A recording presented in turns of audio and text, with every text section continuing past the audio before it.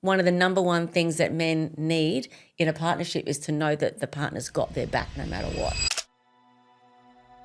Polarity. That is the key to your intimacy. That's it. That's the key.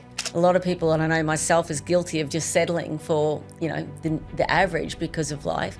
But when you can understand it and decode it and, decode each other, not just the woman, but in reverse as well, then you can understand and you can put some work, some effort and work in and reignite that. You guys are naturally outcome driven, like you said, Jamie. We're experience driven. If you want more sex, I mean, there's a whole different, that's a whole different thing too. Polarity every day of the week. So if your polarity is off kilter, so will the passion.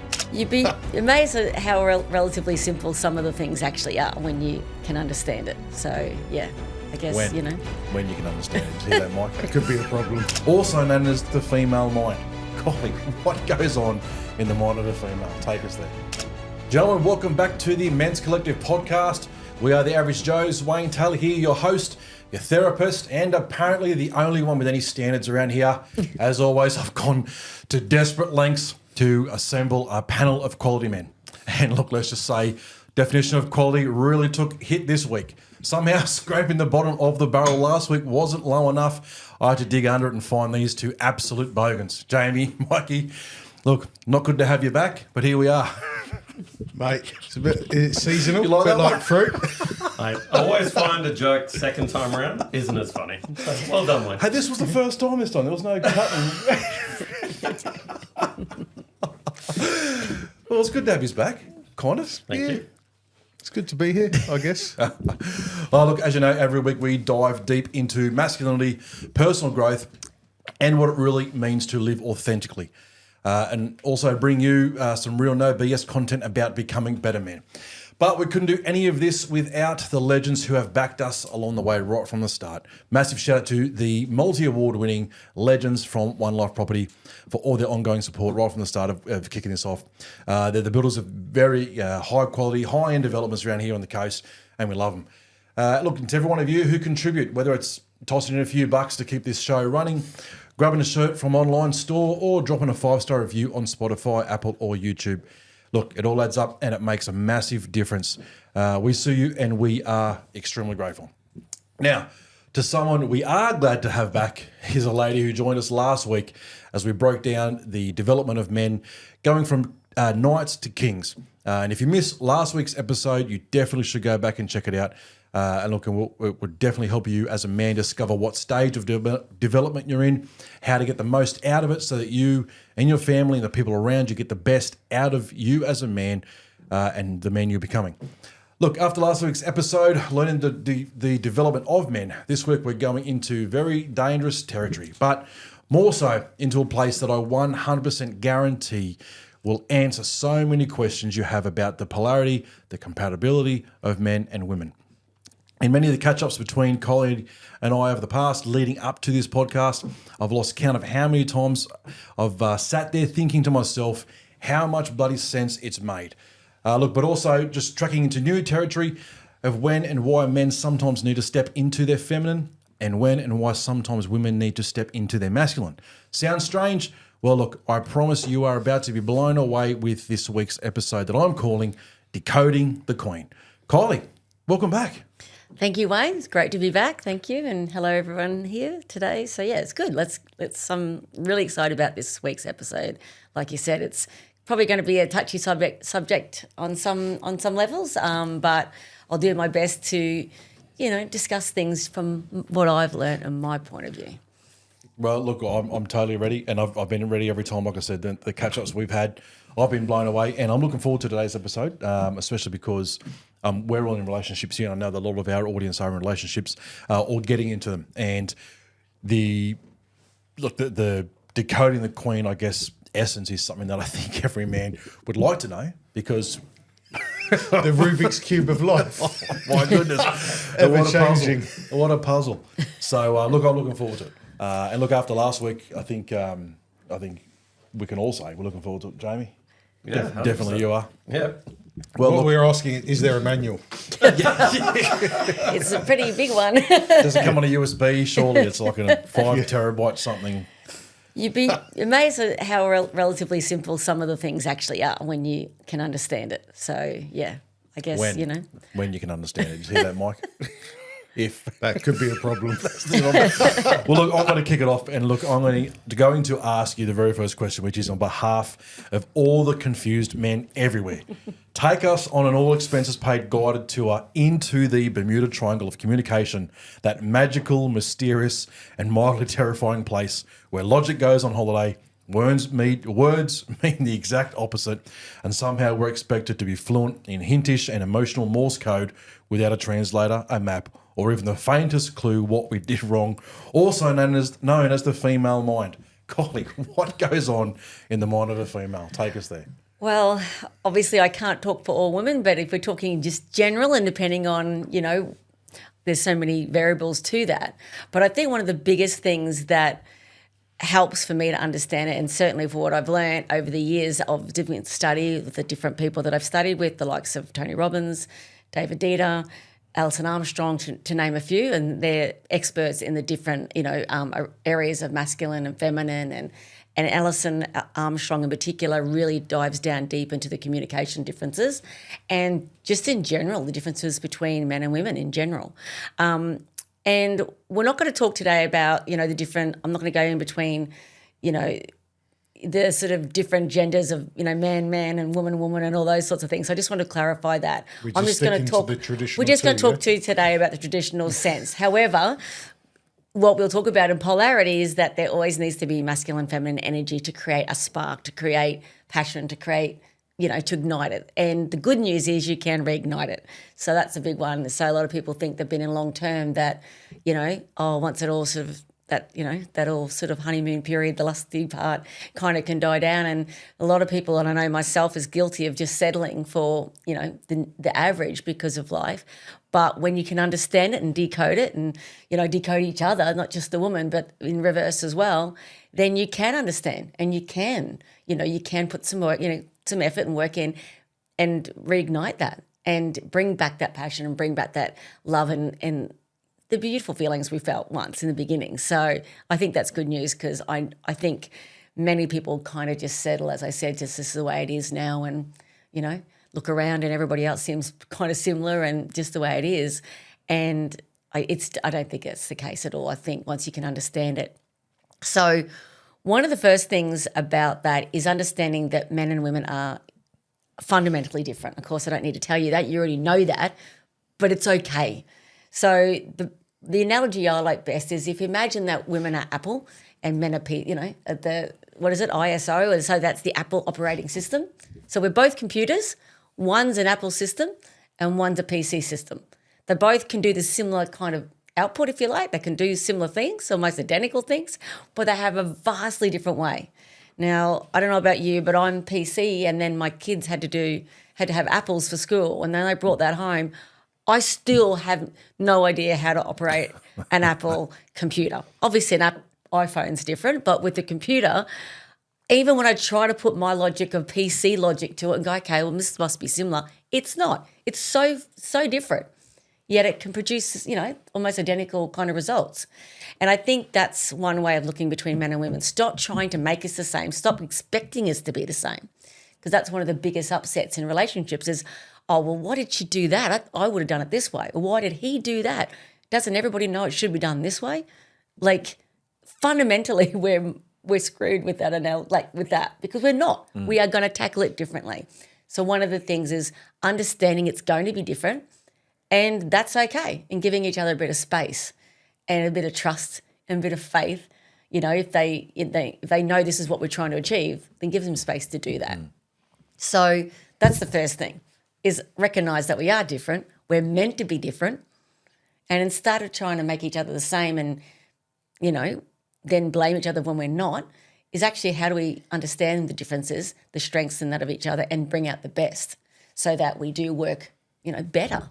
Yeah, absolutely. Yeah. I've said, and I'll say this at the start too, about you guys, I'm guessing you would say the same thing too, but everything we say on this podcast today, we're not by any means bagging out our wives or anything like that, because we love our wives, we love our partners and things like that, but we all are still in relationships where we're all learning about And I all think that kind of stuff. most importantly, we're all having dinner with our wives and you after this.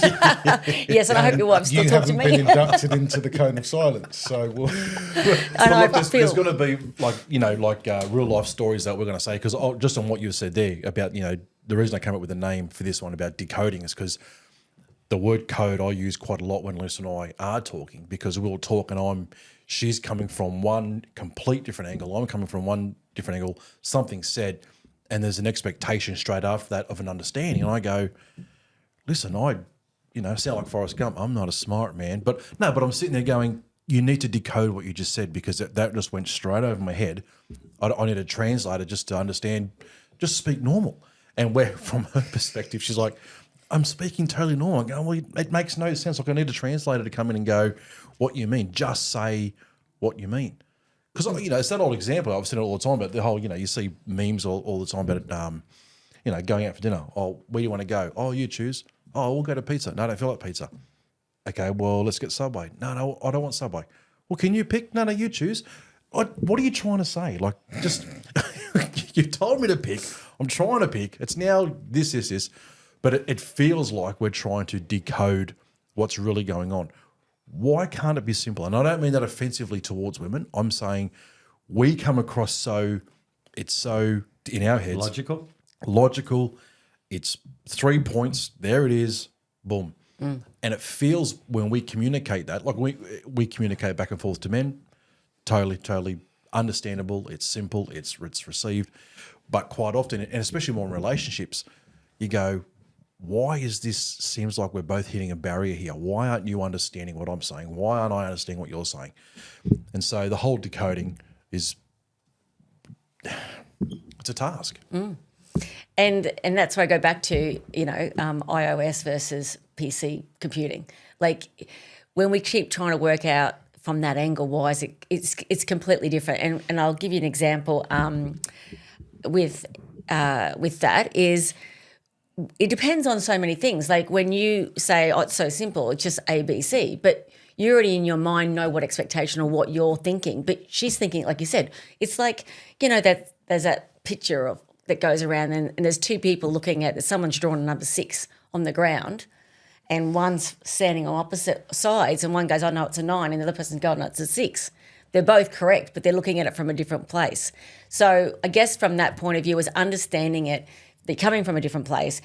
What you say, can you just talk normal? She did just talk normal for a woman, talk to another woman. So, Alison says, and then Tony then replicates it, Tony Robbins, he says, we look at women look at men like you're just a hairy woman. You're just a hairy version of a woman. Like, we look at you and assume. Just wait. And That's a hairy woman.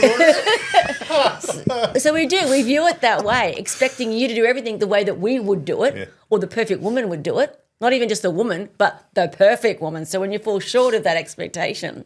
So we're both guilty in that way. So the women, and I say this with, I say this with all the respect for women. Of course, I'm a woman and I'm with women, but I also see like you said, the issue that we've got going is just this misunderstanding. So I can hear the men saying they're so confused. And one of the things is women and men need to both start being accountable for how we're speaking, how we're seeing the other person. So if I'm looking at them like you're a hairy version of a woman, I'm talking to another woman that's just hairy. No, you're not. You're talking to a completely different system, different computing system. So you need to learn to speak a bit of that code. And you need to speak a bit of her code, she needs to speak a bit of your code. And when you can understand that, rather than going, well, for example, getting the kids ready to go to school, you'll have a different way of doing it to what she would do. Now, as long as they're getting out of the house dressed and done, that's fine. But because we think it's done a certain way and this is the way we would do it, then anything else you do will be wrong and you could be criticised.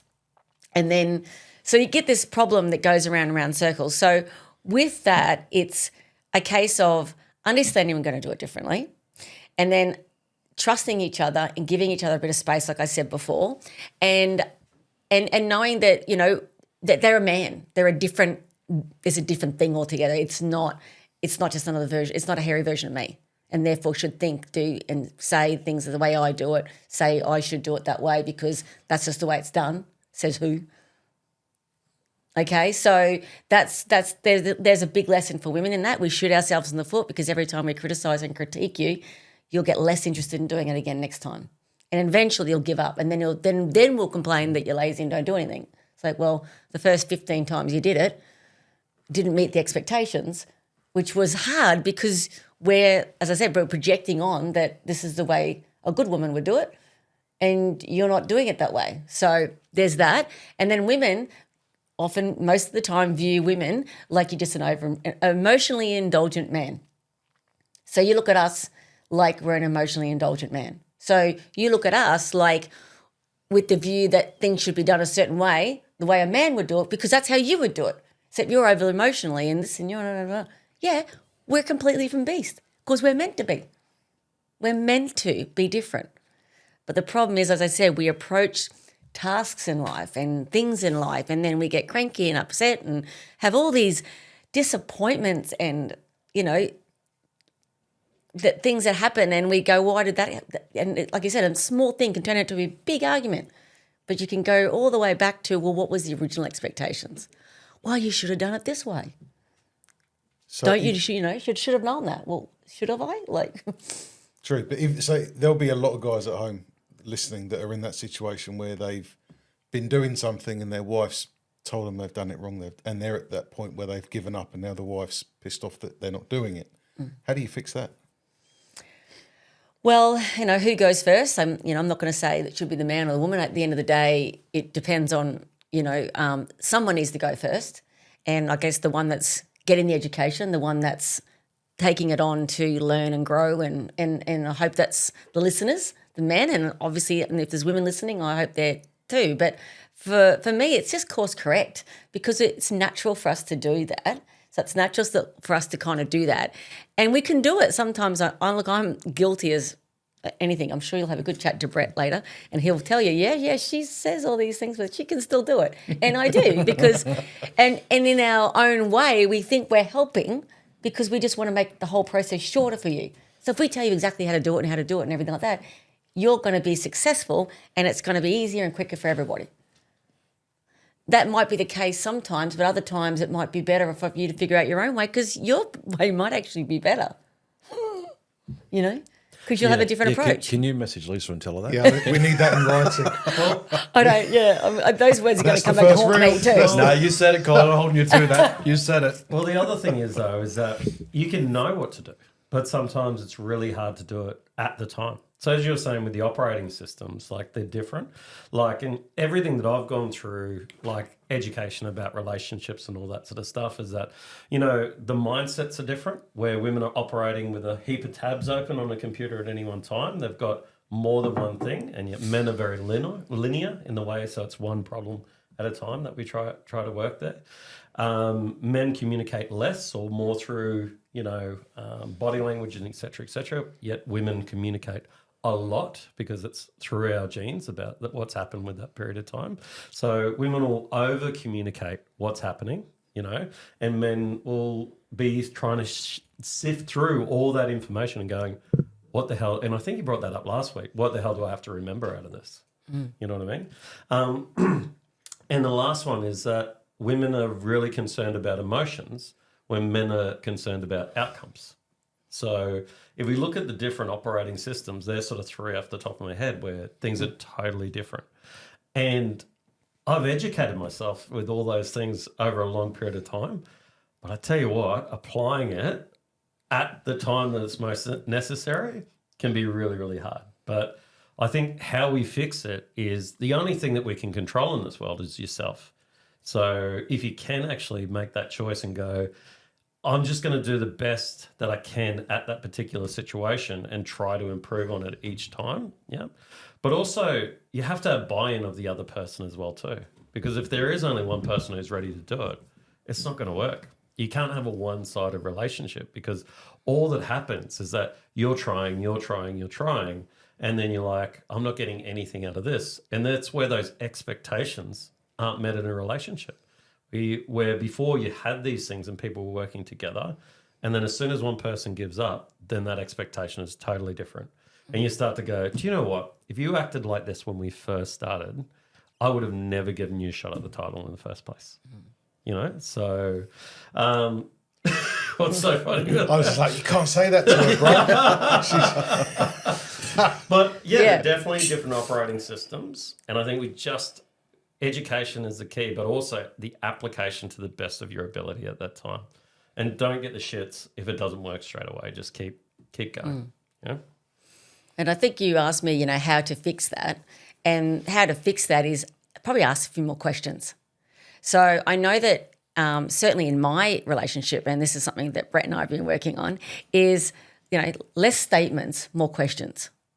So, just asking a question, say, look, is there anything specifically you want to do, or is it just because he's still, you guys are naturally outcome driven, like you said, Jamie. We're experience driven. So, and I'll give you an analogy, and I love analogies, so you'll hear that a lot from me. But drinking a cup of coffee, for example, if you want to know the masculine way or the masculine thing about, if you want a masculine way of having a cup of coffee, it's all about the caffeine in the coffee. So I'm not saying this is what men do. I'm just saying the difference, take men and women out of the equation, just masculine, feminine energies right now. So if you're drinking coffee with a masculine filter, it's all about, I need coffee to get through my day. I don't care if it's instant. I don't care if it's whatever it is. I need the caffeine, give it to me, and I'll need the shot. And caffeine, I don't care. Drink it down. I don't care if it's warm, cold. It's just the objective is I need the caffeine because I've got a big day. That's it. Whereas if you want to say I was going to drink a cup of coffee with the feminine sort of filter or slant to it is, I need to experience the coffee. So I feel the cup. Don't and look it's at me. warm. I was waiting for I was just sort of like, Wayne, are you gay? We have this conversation all the time. Stop saying feminine is gay. It's not. It's not. It's not. This is good We'll fun. have coffee quite a lot during the week, right? And he's like, we both get cappuccinos extra hot, same drink, right? And he smashes it down, gone. And I'm sitting there like, dude, you got to get your spoon. You got to get that He's froth. sitting there with a tiny little teaspoon, scooping froth. He's enjoying the thing. I'm like, experience. mate, every scoop, I'm like, and that's because even I now, the cafe. but just to slow down a bit, I now get a pot of water on the side and just keep topping it up. So Yes. I can just, He gets a little tiny cast iron teapot and yeah. because I have this thing at the cafe. So listen, if I order a cappuccino, it's because I want that 15 scoops off the top to start with. Yeah, it's He's part like, of the "Mate, experience." Just drink it. I'm like, nah, man. Because your objective I've is literally- different. Your yeah. objective is to enjoy the moment, to 100%. slow down and enjoy the moment. God, I His drink like a- objective is, I want to have a coffee and get out of here. I've just So finished my nothing's 7-Eleven wrong. coffee on It's the just way different. to meet Wayne for a coffee. Fill me up. So there it is there. drink like It's a just Sheila. a different way of, it's the same thing, but with a completely different outcome or expectation. So, and you can apply that to anything, like, for example, you're going on a holiday or you're going away for the weekend. Like what do you want from this weekend, honey? What do you want from this weekend? You're talking to your partner and say, well, I just need time away. I don't care what we do. I know what men want. Exactly. Well, That's how then, simple we are. yeah. What do you want this weekend? We can't book holidays in 15-minute blocks, can we? So, Well, there's that's another whole podcast. If you want more sex, there's a whole different, that's a whole different thing too. And let's talk about this over here. it's polarity every day of the week. So if your polarity is off kilter, so will the passion. Simple. Well, you've opened that can now. Let's go down that path of polarity. Talk us through Throw polarity. these questions away. How do we? Everyone, scrunch up your paper. We don't need it. We're going down this path here. Yeah. No, talk us through polarity because I was actually having a chat with one of our friends beforehand. I said, let me run a couple of these questions by you. And I mentioned polarity. And they're like, what the hell does polarity mean? I said, okay. Maybe am I the only one? I know what it means. You guys know what polarity means, yeah? Okay, so maybe it's just that one person that doesn't know. Well, Kylie, I think take it's us down that pretty. road. Well, I didn't know up until 8 years ago when I started all this work, and it was when I went through the divorce. So I was looking for answers. I was looking to try and figure out what actually happened. I knew that our intimacy had completely eroded, so it was no surprise that my ex-husband went outside the marriage. So as terrible as it was and as awful it was to go through, and it was humiliating, it was so many different things, I understood it because I get it. I understood it. I just didn't know how to fix it when I was in it. I didn't know how to fix it. I wanted to want that. I wanted to be that. But I didn't know. Now what I know, I was operating in my masculine all the time. I was tired. It was always about the kids. I just had nothing left. Talk about femininity. It was like so far down my to-do list. It was so far down. It was so buried. I'd completely neglected it. Didn't even recognize. I mean, I would consider, if someone said to me, are you feminine? I would have been like, yeah, totally. I was, I looked the part, dressed the part and all those things. But how I was operating was not. The joy, the sparkle, and you'll know when a woman's in it because she's got this radiance about her. And you'll know yourself, there's a woman in the room and it may not necessarily be the prettiest, the most attractive person, but she's just got this she just radiates. And then there's other women you can see where they might be gorgeous, by the textbook sort of standard, but they're not attractive. And that you just see that and you're like, what is the difference? And that's what that, yesterday. Literally were saying that yesterday. Yeah. And it's so attractive, that the feminine energy, the sparkle, the whatever that is, radiance is so attractive. So men, if you want more intimacy with your partner, find ways to bring that out in your wife as often as you can because she will naturally start to feel it. And I can tell you now with experience, it is like when I figured out that was what was missing in my marriage and it wasn't his fault, wasn't my fault. It was collectively a thing that happened. We didn't know any different and hence why I do this work now because I couldn't figure it out because we went to counsellors.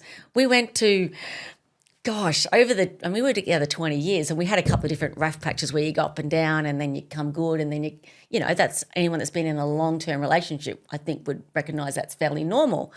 And then the different times when we'd been through rough patches, we went to counselling. We would try to be proactive. It wasn't like we were not trying. We even went to sex therapists down in Melbourne when we lived there. And I remember, and now what I know about polarity, I'm like, that was so off the mark. So off the mark for me anyway. And I think the amount of women and men that I've spoken to since, this is pretty common the way I feel, is, telling us the role play. I mean, not there's anything wrong with that if that's what you want to do. That's not going to, him coming in dressed like a fireman wasn't going to all of a sudden make me, do you know what I mean? Do you know what I mean? I remember thinking at the time, that's, you can give me the hat back now, yeah? Yes. All right. You just stole my joke. You brought the wrong hose, mate. Jeez, how can you be a fireman with a 1-inch hose? Or it might be I don't know, maybe it's your Top Gun outfit, I don't know, whatever it is. God. I shouldn't have gone that way, should I? This is, you should listen to more of the podcast. This is what we do. Sorry. So my point is polarity. That is the key to your intimacy. That's it. That's the key. So understanding what it is and then how to engage, how to re-engage it, because naturally it can, it'll, as I said, life stresses will affect it. But when you understand it, and your wife or partner understands it as well, then I think you're ahead of the game because I didn't know until I did those first lot of self-development work back in 8 years ago after I was divorced. Single, coming out, going, what the hell happened? How do I get through this? How do I, learn from this? And how do I then go on and not go through that again? Because I do want to go through that again. And so understanding polarity, that is, the opposites attract kind. It's not the opposites attract, it's an energy. And we did speak about it last week, but I'll go into it more now. And I should have bought my magnets because quite often when I talk to clients, I have magnets. And you've got the two magnets and you've got, if you put positive and positive together, if you see, it repulses, literally pushes each other. You cannot get those magnets together. But if you flip the magnet around and you get you get the positive and negative together, then, obviously it attracts. And it's hard to even pull it apart. It's just a law of attraction, if you like. So in terms of relating that to a relationship, someone's got to be in the feminine energy and someone's got to be in the masculine. It does not matter. And I said the men always go, I want to be the masculine all the time. If you were, you'd probably be single and you'd probably be alone for a long time because that would also mean you lack empathy, care, nurturing, intuition, being able to collaborate and hang out with your mates. Like, there is a lot of traits which are the feminine side, but because we call it feminine, as I said, men kind of push away from it. But, I guess rule of thumb, if you want to look at that way and go, okay, we're talking about the average kind of couple, I guess, I don't know if it's as average as anymore, but, the normal heterosexual couple is if it's the man that mostly is in his masculine and the feminine that is more naturally feminine in her core, then what that looks like is, say it might be 70-30 rule or an 80-20 rule where 80% of the time you're probably in your masculine and all your decisions and your behaviours is driven from that masculine kind of point of view. But then, it's normal to be in the feminine. There'll be times where life has hit you down and you are emotional or something happens. And, we saw that at the State of Origin. We saw that really tender moment at the end where, Cameron was, getting the hug from, what's his name, Billy Slater, because his dad had passed. Like, that was just an incredibly moving moment. Now, there's nothing wussy about it or anything like that. It was completely appropriate and amazing. They're on public, they're on national TV having this moment. And, that's not anything, that's amazing. That, to me, made Billy Slater an even better leader because he could show that as well as his strength in the other masculine normal traits. So in a relationship, as I said, you need both the polarity to be there. So what it looks like if the two, in my case, in my marriage, I believe that, my ex-husband was, majority masculine in his core. But then through my upbringing, through learning, as I said last week, to, earn your keep and be that provider yourself and do all those things, I had developed from a very young age to be very independent and to be very, masculine driven because society rewards masculine more at the moment. It's starting to turn, but more in general than the feminine. And why I mean that is like, in terms of goals, business goals, financial goals, and all these things that I've actually been really successful at. But being successful on one hand, but then it shot myself in the foot on the other hand because I lost my polarity along the way. I lost my femininity along the way. So now, to me, it's about a balance. It's about reading the room, figuring out what's needed. So if if your wife's in a really vulnerable state, that's a time to be strong and be her rock. And there's other times, though, to me, if you're a really great partner and you're in this amazing partnership, that she recognises, okay, he's having a moment. Something's going on. He's stressed at work. He's lost his job. He's really not. Something's going on. How do I now be strong for him? But I'll do it. But she'll do it in she'll probably do it in a tender way. But how do I now show strength so he can lean on me? Because one of the number one things that men need in a partnership is to know that the partner's got their back no matter what. And it's that loyalty, that honour. You guys cherish. That's like one of your top things that you cherish. And so having that in a partner is really important. But it's no good if I can't express that at any time. And it is difficult because sometimes women don't want them to because then they freak out and go, oh, God, he's lost his bundle, and then that's no good for me. Do you know what I mean? So it can be. But we feel like we can't sometimes, eh?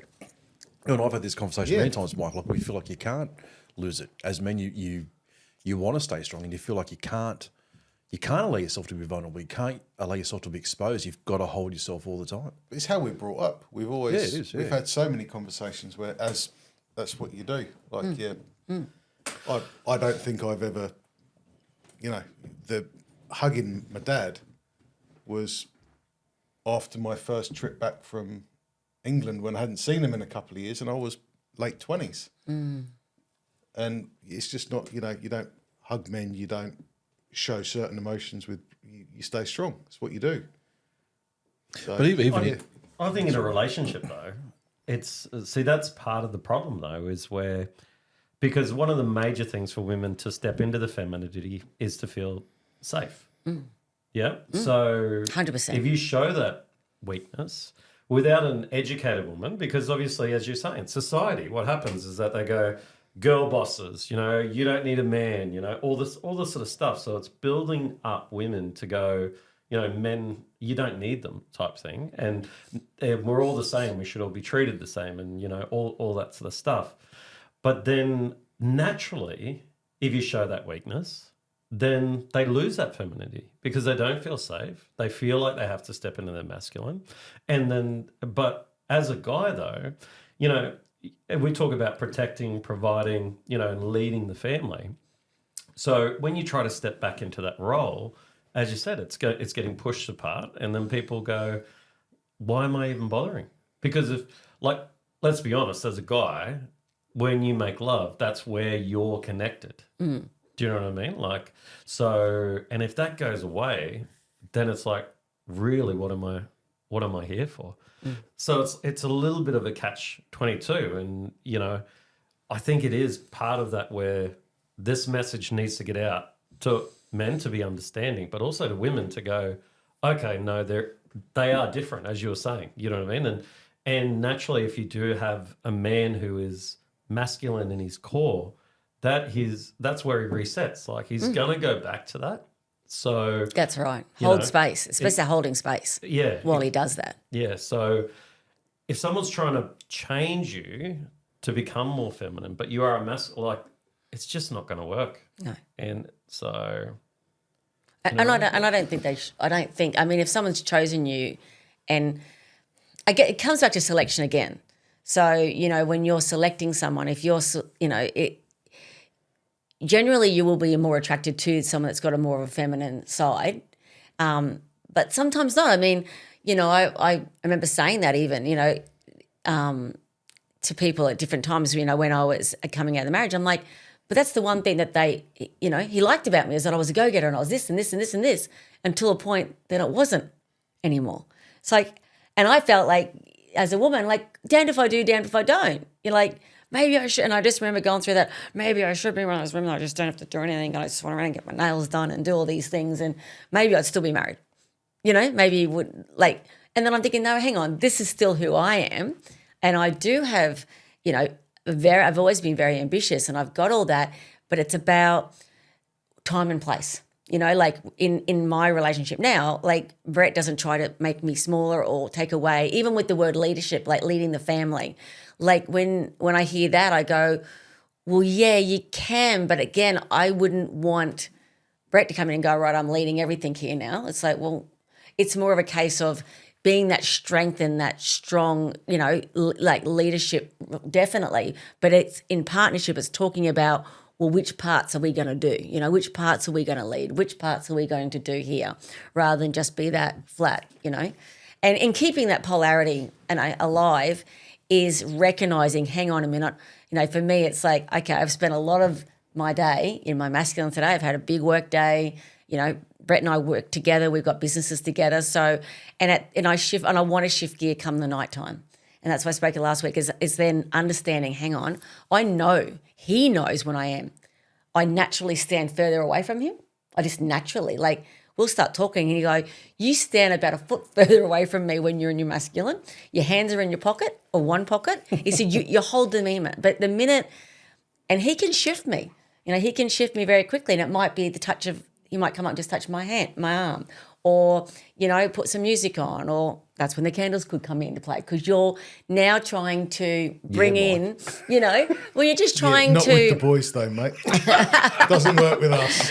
But no, but you don't need to be in your, you predominantly are probably going to operate in your masculine. So what you were saying before is if you're in if they find them that they go into that side where they need some bit of strength, it's usually going to be temporary. And it's normally the quick you're going to bounce out, particularly if you had the right support around you. So now if I see that with Brett, what I used to do was come in and try and tell him, well, you should do that. And why don't you do it this way? You should not, that's me fixing it. I'm totally in my masculine, which is good because I'm good at that, but I was still doing it in a masculine way. If that makes sense? I should have, when I approach it differently now, I'm still showing strength. So I've still got that masculine side of support, but rather it's encouragement now. I know you can do it. I know you figure this out, honey. I know you will. Okay. What do you need in the meantime? Not take over and get it sorted.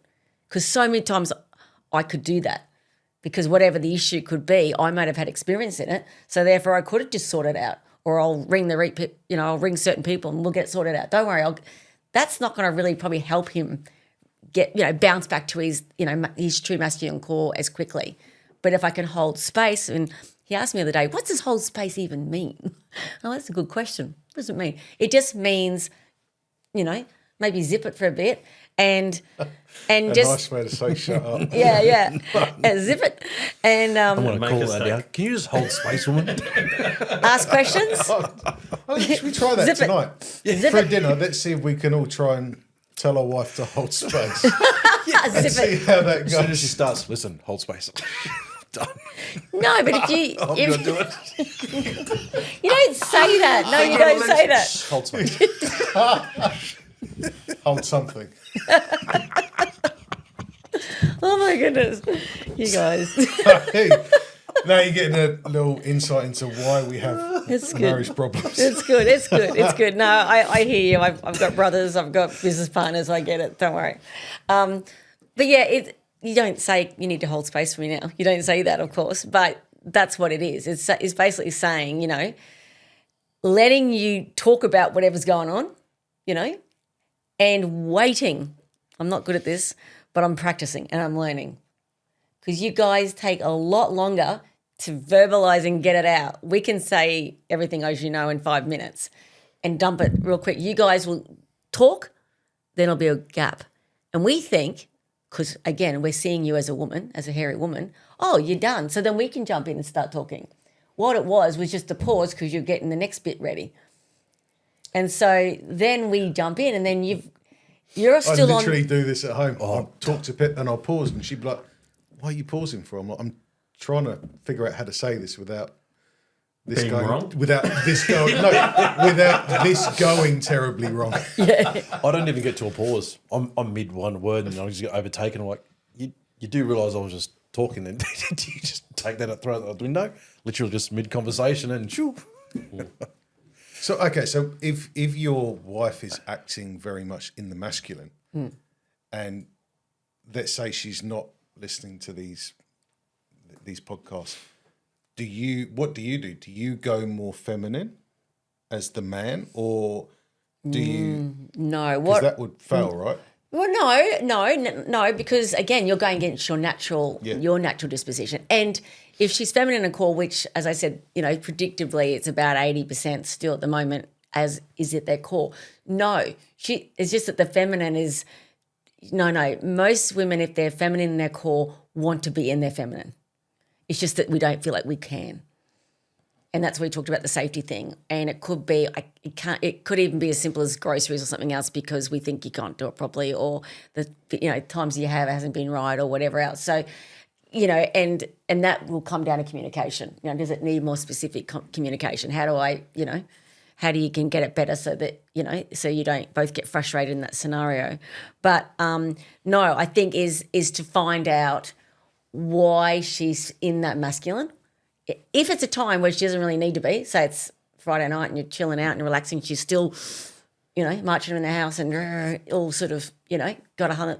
Why is she in that space? And is it because she's got 1,000 things still in her to-do list she still hasn't done yet?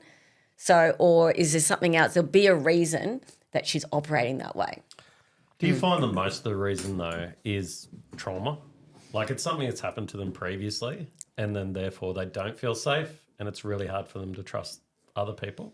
Yeah, well, it's a survival thing. Like if I don't do it myself, it won't get done, or 100%. And it's not even done in, like I know for myself, I'm not even doing it in a malice way. I actually think it's helpful at the time because I don't want to bother him to do that. I don't want to bother him to do that. And what I realise is every time I don't ask him to help with something that I know that he would lovingly help with, I'm actually denying him an opportunity to do something nice for me. But at the time, I'm like, oh, I just don't want to bother you. I just don't want to bother you. And men, naturally good, healthy, masculine men, I'm not talking about toxic stuff here. We're just talking about healthy masculinity is providing and protecting. It's your natural default. And any opportunity you get to do that, actually, it's not an act of service that takes any energy from you. It actually gives you energy. So when you genuinely help someone and they genuinely appreciate it back, particularly a woman, could be helping someone take something to a car or something like that and she genuinely thanks you, that will like literally give you energy.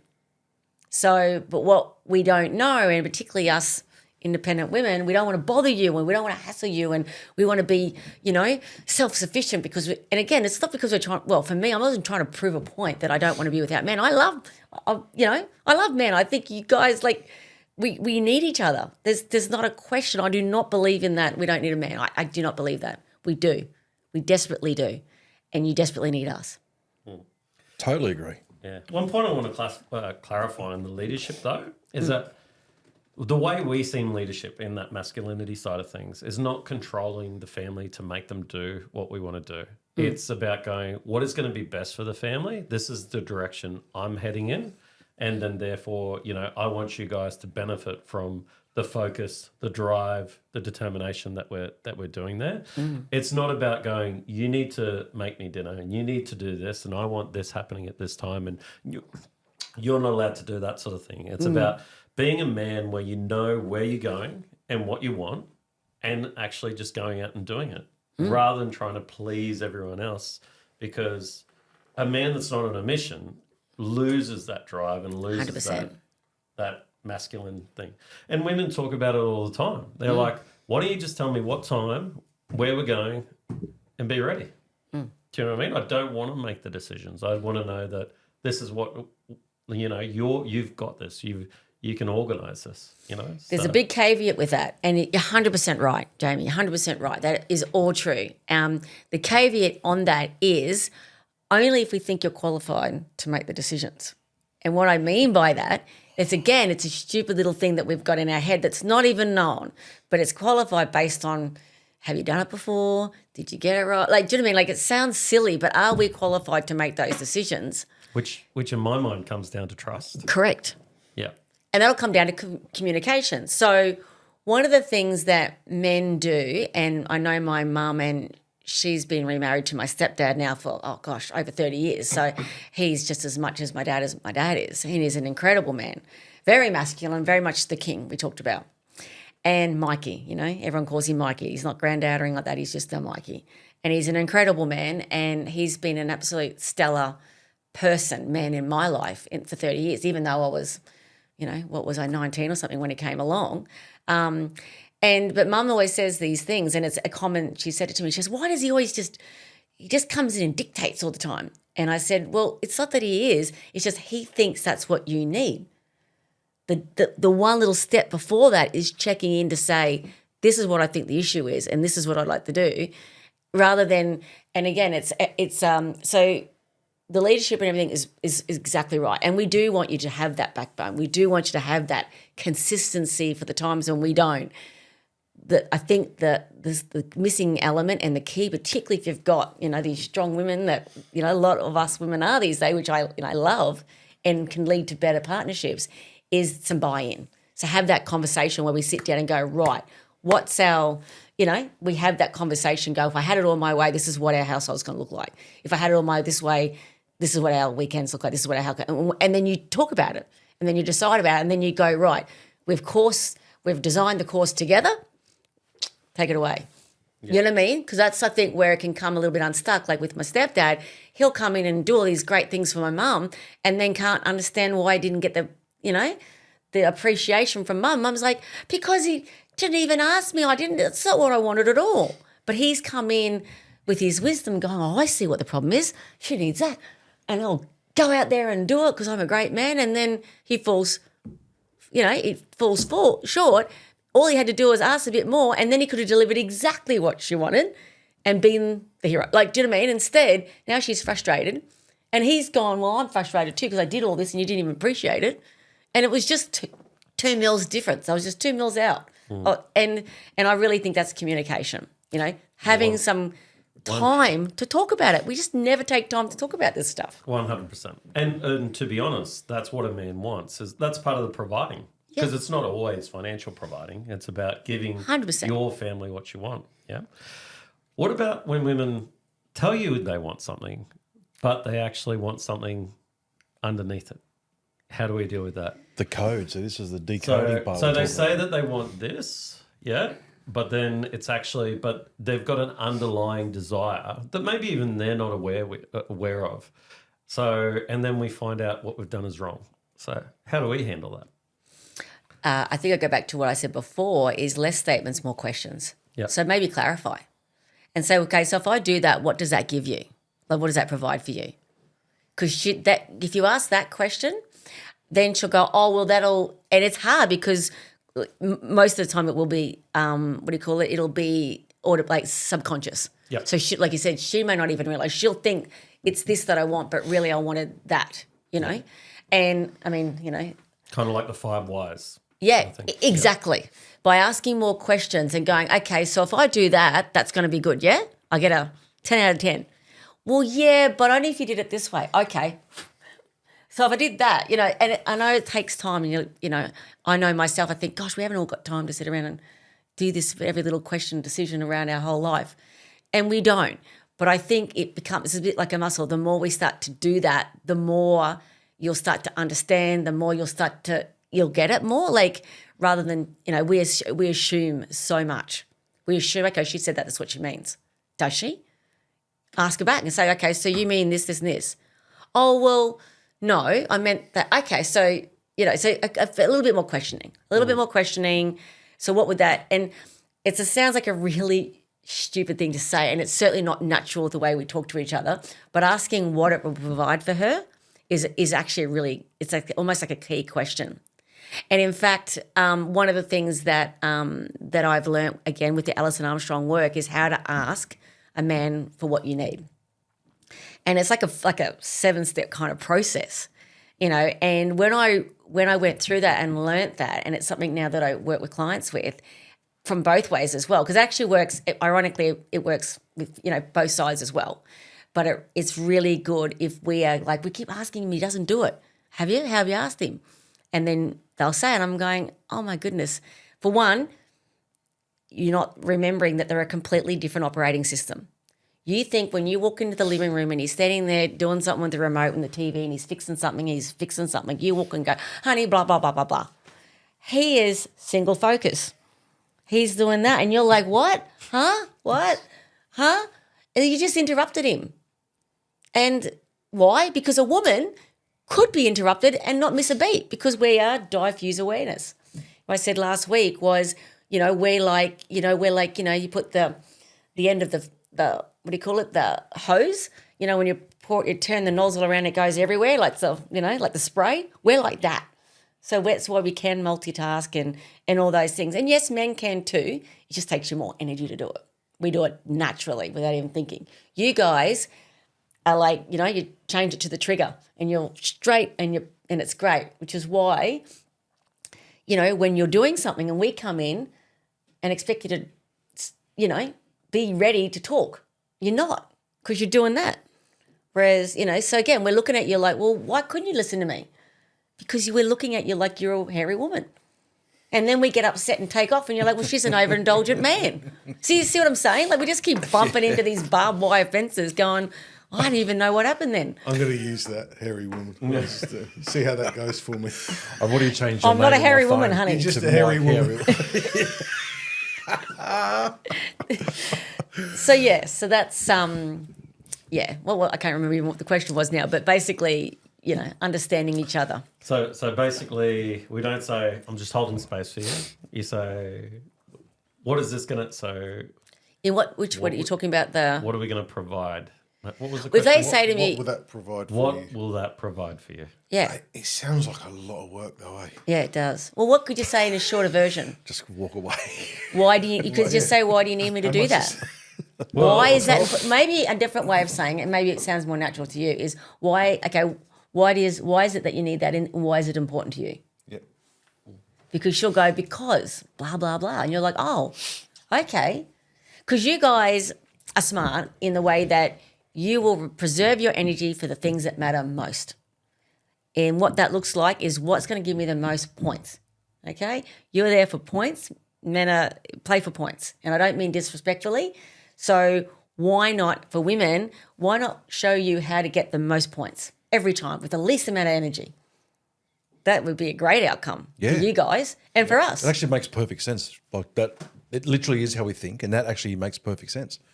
If you were that clear to us to show us this is what will get you the most points, that's what we would go for. But But not in a sometimes bad they way, don't though. know. Like, literally, it's Yeah, and so understanding why she needs that, well, then because you'll determine in your head, and this happens too, you know, people say, oh, you know, on the weekend I want my husband to clean the garage out or do these 3 things. Those 3 things are on the list. In her head, there'll be a reason and which one's more important. You'll probably go, well, what's more logical to do first and you may forget the most important one. And then you'll go, well, where's my brownie points? I did 2 out of the 3 things. But she's like, yeah, but you missed the main one. Well, I didn't know it was the main one. You said there was 3 things for me to, like, again, ask a few more questions and go, okay, what's the most critical? What's the most important to you? Okay, get that one done. Okay, why is that important? Because if you don't do that, that means such and such is going to happen. Because there'll be a whole reason behind it. It won't be, as I said, diffuse awareness. You've got all this stuff around it. You know, you guys want to know what's the point and how much point, is it worth my time? Discover multi-award-winning real estate with podcast sponsor One Life Property Group, based on the Sunshine Coast, Queensland, specialising in everything from high-end duplexes to multi-residential developments, ensuring the highest quality workmanship. Visit onelifepropertygroup.com.au today to achieve excellence in your next property development. I think another point too, going back on communication, is the status updates as well too. Yeah, as guys, we'll go, all right, cool, no, point taken, and then we'll go and work on that. Yeah, but if we're not actually letting them know where we're at in that process, a lot of the time, you know, I've had relationships where it's like, oh, you're not doing anything about it. No, actually, I've done this. But if we're not communicating it, they don't know. So that worry, that concern, you know what I mean, that fear can still be there because they actually don't know that, okay, we've got this under control. Oh, yeah, that's already sorted. Like, you know, what do you mean that's already sorted? Why didn't you tell me? You know, oh, Yeah. You told me to fix it, so now it's fixed. Yeah, and that comes down to that safety thing again. Is he reliable? Is he not? Yeah. He's not doing it. Why is he not doing it? He should have done it by now. What's going? And it shakes our nervous system to a point where, are you reliable or are you not? Are you trustworthy or you're not? And it sounds so silly over small things, but as I've said before, it's a death by 1,000 cuts. So, you know, one of the masculine things I think that men can do to help us is, you know, be a man of your word. Be a man of your word or be a person of your word. I mean, it goes both ways, I think. That's a good human quality. But really be a man of your word. And that doesn't mean you can't change something. Like if you say you're going to be home at 6 o'clock, if you're not going to be there by 6, you ring her or, you know, you let them know half an hour before, I'm not going to make 6 o'clock, honey, because of blah, blah, blah. Or just, I'm not going to make 6:30, but I'll be there by 6:15. Don't just come in and then go, oh, well, shit, I was late. Sorry about that. I'll just cop one on the chin. Because you're starting to erode your word, which means you erode the safety, the feeling of safety. And then eventually she'll just develop that herself and she'll just rely on herself more. And then the polarity's stuffed and then their intimacy is stuffed. And then, do you know what I mean? So, you know, I know a couple that's fairly close to me and that's what I saw happen in their marriage. They're divorced now. And I just saw them out. And his analogy was, it doesn't matter if I'm late, I'm going to get in trouble anyway. So I'll get in trouble anyway. But in the end, every time he did that, less and less and less, she felt not important enough to be updated. And 2, I can't trust his word. So what else can I trust his word on? And it was only because he was a little bit late and he wasn't even doing anything wrong. It's just that in the end, he's like, I can't be bothered. It's not that important. I'm going to get in trouble anyway. I might as well just be late and cop it. You hear those words a lot. I'm going to get in trouble anyway. So, yeah, okay. And the wrong thing too. I've had that conversation with Lisa many times where there'll be a point of view or there'll be a just looking at something from a different angle, and because they're so different, mine is considered the wrong one. And I've had that conversation before. I go, listen, we've both seen something. We're both looking at it from a completely point of view, but why is mine considered the wrong one? Like, why can't this be discussed, decided, and gone through what, you know, would bring the best outcome or anything like that? But it is quite often, and I think what you said is actually it's extremely true, and it raises so many questions regarding that when women step into their masculine, it's because they don't trust us, whether it's from a past experience that we've done or things like that. And I think for a man to hear that raises a few I guess, few alarms for us as men, because now I'm just looking back, just in my own examples where I've seen Lisa operate in her masculine. It's made me go, well, hang on, what have I done now? Like, it literally, as I'm sitting here, I'm thinking in just situation where I'm going, well, it's a pretty crap feeling to hear that as a man, because now I'm questioning that. I'm going, well, what have I done? If you're in your masculine, it's because you're not trusting me. What have I done to get you to that point? Which is a crap feeling, because you don't want to, as a man, especially when you're believing that one of your roles, one of your key positions within the family is to lead. For your wife now to step up and take that role, you're taking away one of the major things that we crave, because we're designed to be that. So when that's taken away, we don't operate now, or we're not operating at our full potential. So when we're not operating at our full potential, you're not getting the best out of us. So we feel now like we're going, well, if you only just took a step back from your masculine and allow us to step up, you're getting the best out of me. Now, if you're getting the best out of me, getting the best out of any man is a man that's prepared to lay everything down. So what I don't understand is that why do then women step up? Surely it can't just be because they've not trusted or had a bad experience from us in the past. Because every part of me goes, but you will get the best out of us if you stay back. So it kind of confuses me where I look at situations, because I see it not just in my own relationship, I see it in other relationships too, where I go, if only you knew that holding back would allow me to accelerate and excel and push forward into my absolute optimum, why would you not want that? Why are you stepping up, making me now? Because I remember I had this conversation with Mike before, and I had it as one of the questions down here about peace. Men love peace in the home. And when peace isn't there, it's a crap place to be. You don't want to be there. You don't want to be in a home that doesn't have peace. So I've found in the past where I've drawn back from, wouldn't use the phrase arguments, but I've drawn back from situations or scenarios where I go, okay, you just step up, you take the lead, because I just don't want to disrupt the peace. So I'm not even going to argue. Like, I just let it go through to the keeper, because I'd rather peace than me prove the point. So quite often I'll find where I just go, look, I'll just leave it you. If you need me, I'll be on the corner of the roof. Yeah. What's that verse? It's better to dwell in the corner of the roof than in the house with a quarrelsome wife. It's the truth. And that's why I find myself, and I see it with other relationships too, but I also see it the other way where you see men continue the argument, and then it goes beyond the verbal and can sometimes sadly turn the physical, because the argument doesn't stop. So there's no peace now left, because it seems to be there's the battle for being right. Yeah, battle for being right. It's power and control. And there's a lot, that's a basis of a lot of arguments, and in all relationships, power and control. So that's why it takes an enormous amount of trust, because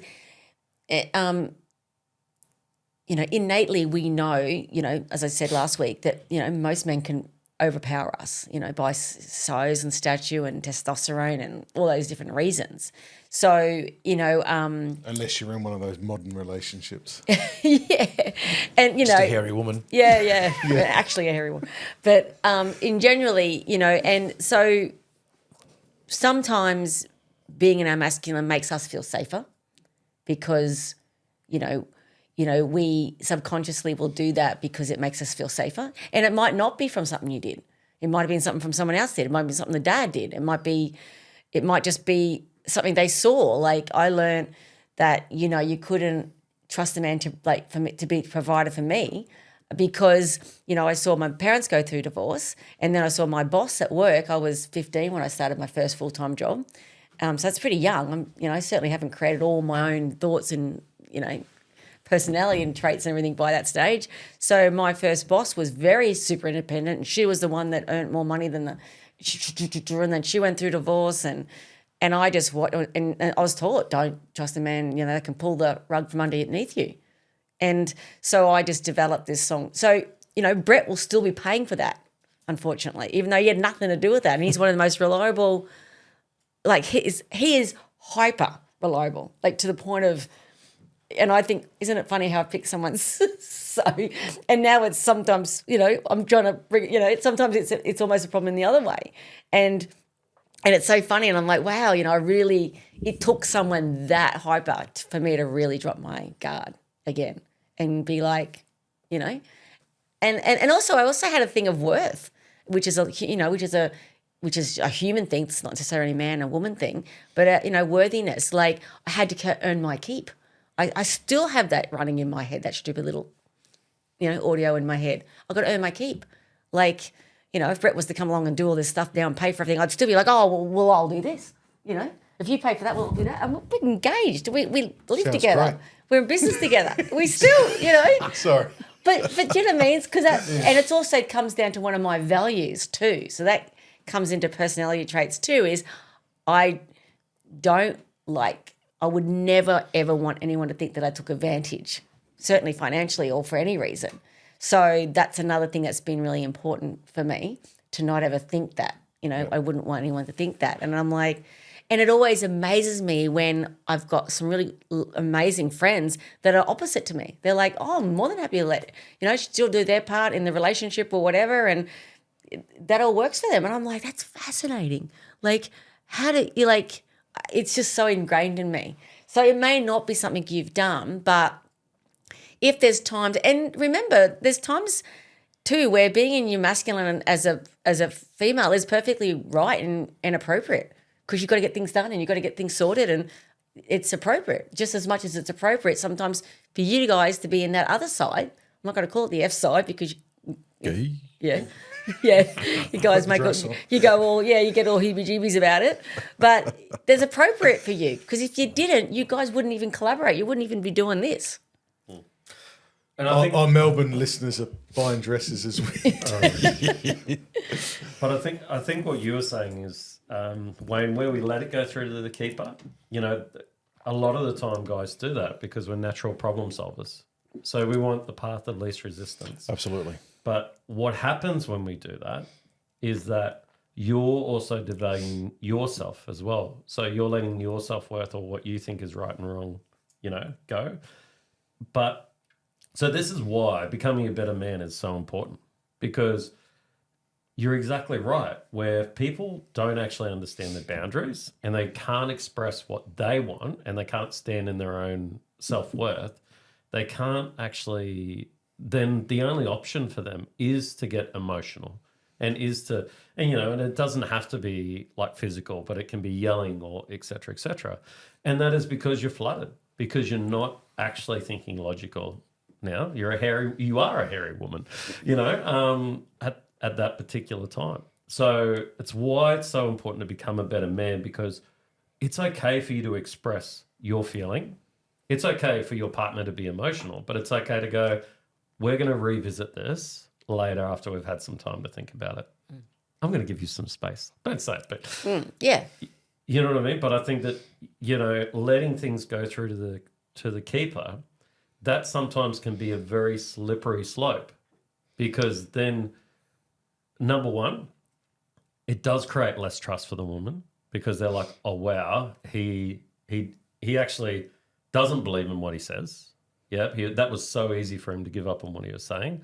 Or number two, if you do emotionally explode, that also makes them feel unsafe.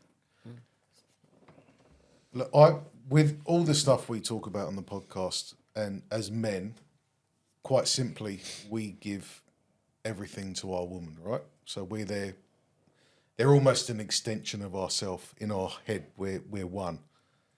But as I sit here and listen to this, it's almost like you shouldn't give it all. You should just pick and choose and have the right words and have these conversations, and just this is not the right way, but almost like a Tamagotchi. Like we're going to feed it, we're going to water it to get what we want out of it. And then Depends on what you mean by give it all. Well, you wake up, you go to work, and everything you do in life is for your wife, for your family, for your kids. And it's all selfless. It's you'll have a beer or do your little bits, but it's all for the family. And that clearly isn't what most women want now. Is we're saying this. Well, it depends on. There's a certain way around it. There's they'll ask for something, but there's actually 5 different things you've got to consider. And for a guy who's just giving everything, he's like, what else do I give? I've given everything. And Really, you didn't want everything. You only wanted a third of it. Yeah. Well, that's smart. So we should actually be pulling back and going. Well, pulling back, pausing, and being a bit more selective where you want to put that energy. And that's what I was saying before is asking a few more questions, not assuming what the family needs. And because that's what you're doing. You're saying, if I hear you correctly, what you're saying is I get up and I just give everything and I just, whatever. And then I'm like, well, what was it for? I'm not even hitting the mark on some of these things anyway. Like, I've got nothing left. I'm already giving everything. Yep. What if you were just slightly, it was just a little bit misdirected, or you were, giving a bit of everything, but it's based on the assumptions that you think the family need or what you think the wife needs or the partner needs, or again, it's a little bit like my stepdad. I was like, well, I'll do all these things, but she really only wanted the 3 things, but he did 45. It was wasted energy. So yeah, you're right. Integrate. It's about being Work smart, not hard. correct. Yeah, because then you don't get worn out. You're not going to get now resentful, like, well, all I ever do is do everything for the family. And it's like, well, asking more questions, and it comes down to, whether it's a once a month check-in with each other, and there's certainly lots of different things that you can do with courses and things to go, and Alison does a lot of work with, there's like understanding men and there's understanding women courses and things like that, where you can really go, where am I, if I'm going to spend X amount of energy on this relationship, I'm here, I want to do it, I want to be smarter about this, because then you're not going to get worn out. And you know that what you do is actually going to hit that, it's going to get you the top points. Ding, ding, ding, ding, ding each time, the bell. I don't want to do all these other things. I'll give you an example. And there's actually a thing that I've trained in and was certified with Alison's work, and it's called the appreciation equation. And it's basically finding out, it's kind of a little bit like the love languages, but like on steroids. So you find that there's a whole list of, and I've got it actually here, I bought it today, and it's a list of different things that you can do for one another in a relationship, right? Like lots of things, like compliments, buying gifts. Like I said, it is a little bit like the love language, but a lot more specific, right? And it's and one of the really, really cool things to do is you do it as a couple. So you give it to each other, and there's a little bit of a scale of 0 to 5 and then 0 to -5 to which one of those things matter to you personally. And then for each other. And it's quite like I've done this exercise with some couples, and some of them were married for a long time and they didn't know these things about each other. They're like, I just assumed she liked that. Doesn't all women like that? And, no, she doesn't. And like the little nuances, and it's one of the best tools that you could answer some of what you're saying. So by getting her result, it's almost like getting a manual or a blueprint for each other. You're handing yours over and she's handing yours to that, and you go, oh, what? That really matters to you? And she's like, yeah. And you're like, that's stupid. Yeah, I don't even like. And you look at it, and then you look at your results, and it was a -2 on yours, but it was a +4 on hers. Does it even matter whether whether it's important to you? You're not dating or married to yourself. It's the other person. And I remember years ago, I was dating a guy. This was before I was with Brett, and he was like, it was Valentine's Day, and he was a guy. He lived in America. Don't know how we were thinking we're going to date from here, but anyway, we did for 3 months. He flew over once a month and all these things, and it was a bit of fun for a while. But he would send me flowers like nearly every week, and it was like he was like very, very over the top generous in that way. But then on Valentine's Day. And the day I was thinking, oh, that'll be exciting. Nothing's nada. And I was so upset. And I spoke to him and I said, what happened? And he goes, well, I don't really believe in Valentine's Day. I said, but I do. And he's like, but I do all these other things. And I'm like, I know, and it's amazing. But all the ladies in the office were getting all these things, and, I felt nothing. And so that to me, there was a real moment like, it's a stupid commercial day. I get it. And he doesn't have to get it. And he's entitled to his own opinion. But if you're trying to light the other person up, if you're trying to make the other person's day, it's not really matters whether it lights your day up. It's handy. I didn't mean I have to do anything for him, But then I'll work out what lights him up. Do you know what I mean? So it's about, if the number one rule of the game is to how to light each other up as often as you can. and you're trying to outdo each other. What an incredible, outstanding relationship that would be. Now, life and children and things get in the road and it gets exhausting, which is why then we have to go, okay, I've only got so much time and energy. How do I work out which things are really going to light her up and which things just fall flat? How many times have you done something for a girlfriend or a wife or whatever, and you're like, she didn't even care.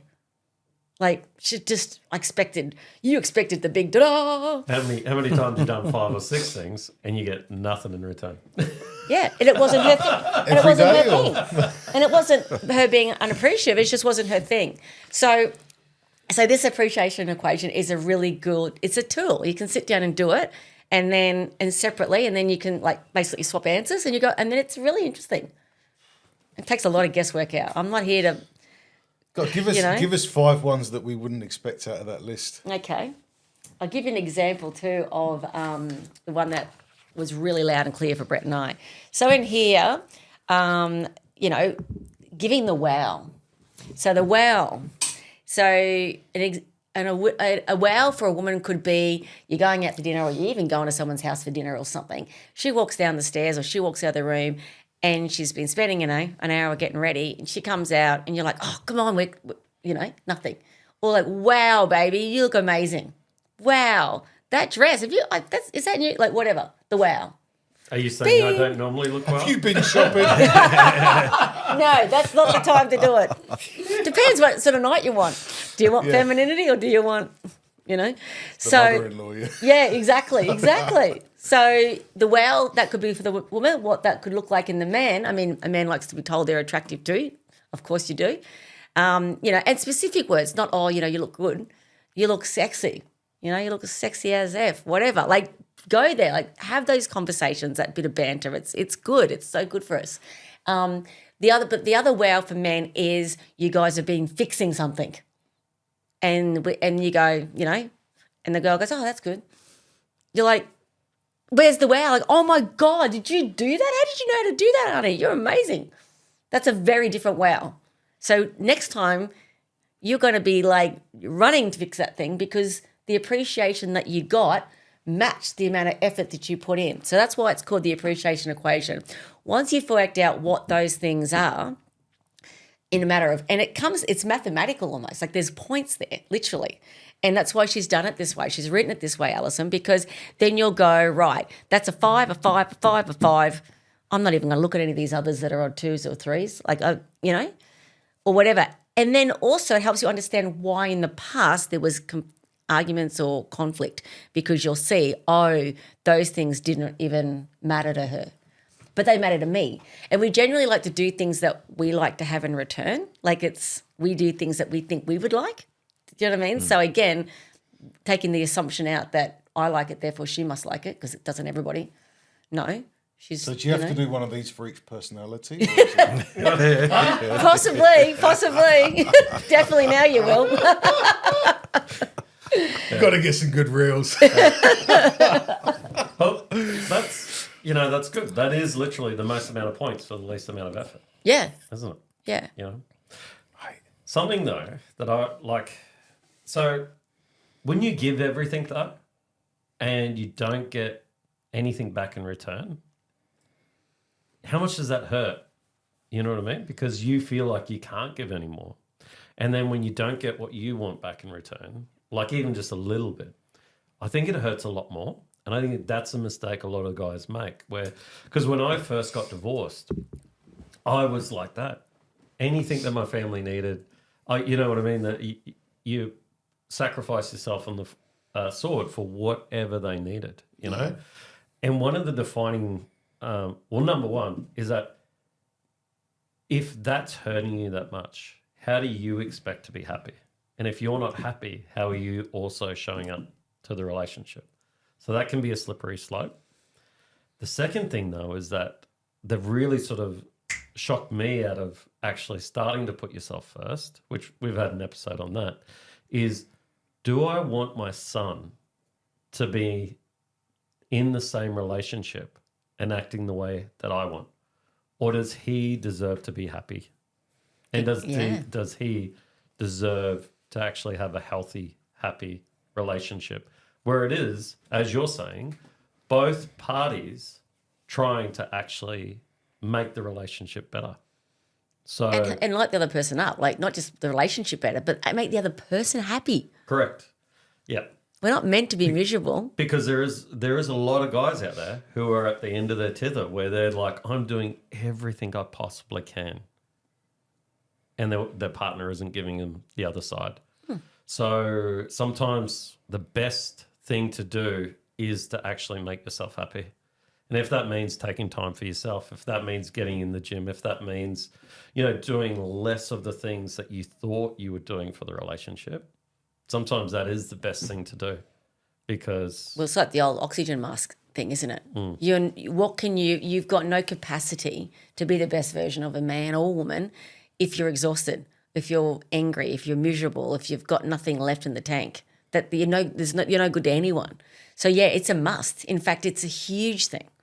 And when you can recognise in each other, hun, you need just some time out, and you'll know because those qualities, those F qualities start to, your patience level's gone. You're nurturing, the kids annoy you more, all those things. But when you've filled up your own cup, however that looks like, and that could be fishing, it could be motorbike riding, it could be hanging out with your mates, whatever that is, recognise that and don't deplete yourself because then you don't have the energy that, our relationships do need, our partnerships. Yeah. And I think, if I had it all my way in my relationship with Brett is he can recognise that in me, She's getting cranky and rather than going, you're getting cranky. Oh, okay. I just noticed she hasn't done anything for herself for a bit. How do I facilitate that? How do I go, honey, that's it. Bubble bath's done. We've got takeaway, whatever. Not in there. Oh, but no. How do I protect that for her? And then how does she protect it for me? Not even take it away from them. Like, he shouldn't be doing this and he shouldn't be doing that. No, I want to protect it. If we're in a life that, it'd be different if he was not working and not doing anything and he was doing it all the time. There's an extreme what we're talking about. But if you're saying you're giving everything I want and, what are you doing for yourself? And when someone loves you and wants to be, the best for you, they will want that for you because then they will see the benefits. Okay? It can be a little bit selfish in one. I know if he goes and does this, he's come back, he's going to be his best version and I get the best version of him. Like, why wouldn't we want that of each other?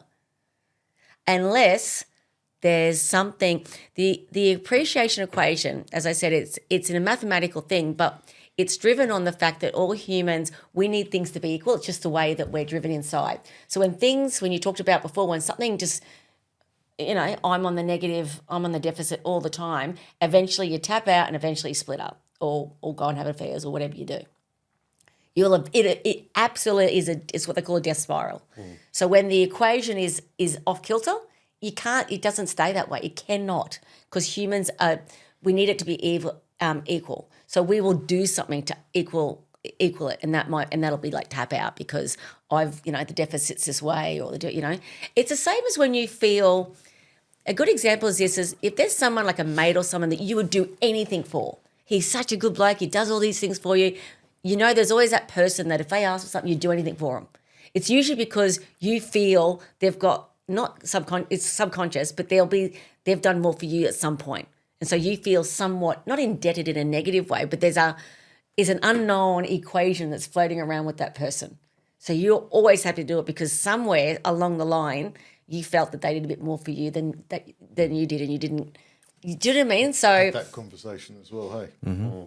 And so that's what the base of this theory is. So it's not just the man and woman thing, but I'm using it for this case now. But it happens with mates and that too. There'll be mates where you're like, not him again, because the deficit. You're the one that's putting more in than they are, or whatever. So in our normal human being, we like things to be neutral. So and we will sabotage ourselves to make them come back to being even again.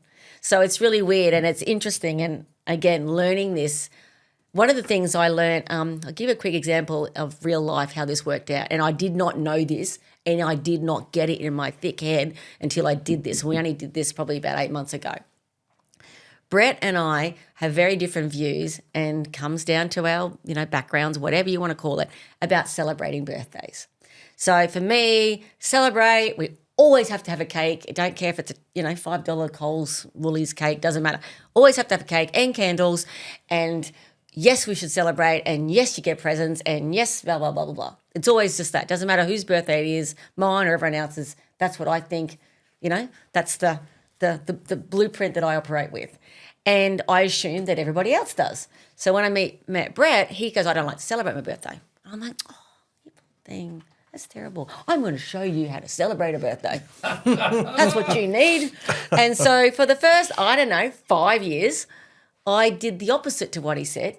And I gave him surprise parties and barbecues with his family and, always did all the pomp and ceremony, the things that he hated. Like he hates it. I, in my female brain, thought that's just because he didn't really celebrate them and maybe he didn't in his family, and that's a shame. But I'm going to be the one that's going to show him how to celebrate birthdays, save him from that misery.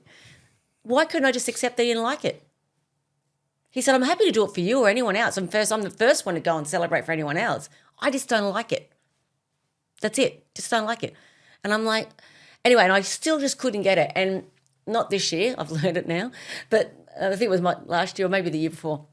I did a barbecue with his family. And I thought, I know he doesn't like the big thing. That's okay. We won't have friends and all that. We'll just his family and just my family. We'll just nice and low key. I'm thinking that's more Brett's style. And he hated it. He, in my view, was, almost stomped around and didn't barely talk to anyone. And I remember I was so angry. We had a big argument about it because I was like, you're so ungrateful and rah, rah, rah, and I did all this effort and rah, rah, rah. And all along, it's just because I didn't listen. And it wasn't until I did this, and so I added it. So on the bottom of this thing, there's some gaps where you can put your own little things that you've realised about you. So I wrote celebrating birthdays as one of the lines now, as a way of giving and receiving, because this is also about receiving appreciation. Anyway, so when I wrote that down, I went, oh, for me, it's a +5. For him, it's a -5.